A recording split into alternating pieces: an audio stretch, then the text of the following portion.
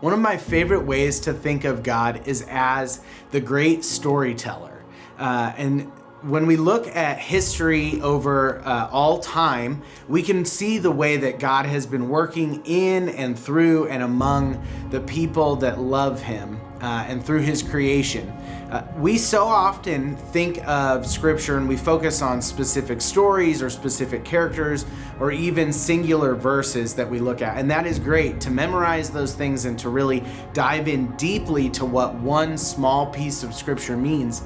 But it's also very impactful to take a look at the story of scripture as a whole. And if you've never done that, I would encourage you to look at, it can be helpful. I've even looked at a timeline that can help break down in summary what God has been doing from creation all the way up until now. And it can be really impactful to look at all the way back in Genesis, and then I think of it almost like a roller coaster, the way that God has worked through his creation and through his people.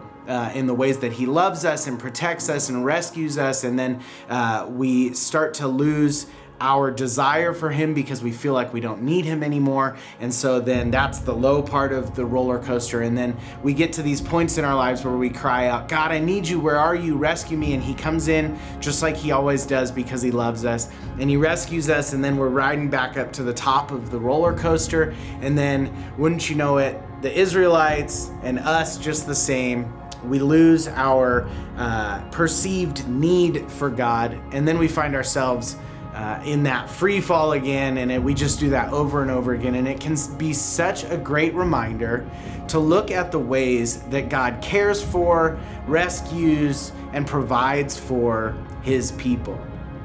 And I like to think of God as the great storyteller, even in my own life, because there are times where I feel like I'm in a season that feels as though it's unending or difficult to get out of, and it can be helpful to think of that as just a chapter in the story that God is telling, and that I am just one character in the story that God is telling. And even though I don't know the end of the story, he does, and he is working all things together for my good and for his glory. With God being the great storyteller, one good thing for us to keep in mind is that our job is to love God, to trust the story that he's telling, and to share it with other people. So God is the great storyteller, and we get to be the people who share that story. You might even think of yourself like a teacher or a librarian reading a story to kids who have never heard it before. What a great picture that could be of our lives, that we get to sit in front of a group of people and tell them one of our favorite stories that they've never heard before and let it impact their lives in great ways. Psalm 107 verse 2 says, "Has the Lord redeemed you? Then speak out. Tell others he has saved you from your enemies."